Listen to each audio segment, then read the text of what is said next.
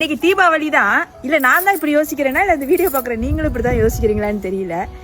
கூட இருக்கிறவங்களுக்காச்சும் கொஞ்சமாச்சும் சந்தோஷமா இருக்கிற மாதிரி நடிக்கிற ஒரு சுச்சுவேஷன்ல இருக்கிற மாதிரி இருக்கு இல்லையா.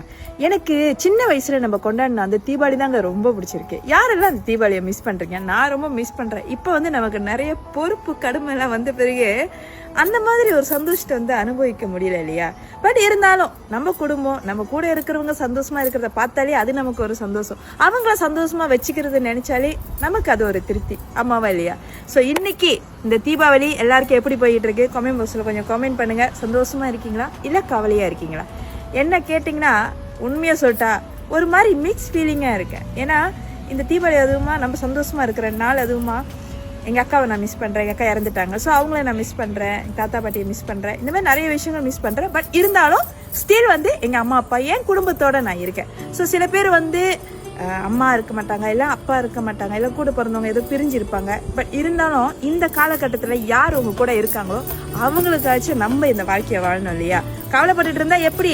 இந்த ஒரு நாளாச்சும் கொஞ்சம் சந்தோஷமா இருங்கண்ணே, என்ன மாதிரி. ஸோ அனைவருக்கும் தீபாவளி நல்வாழ்த்துக்கள். தேங்க்யூ தங்கம்.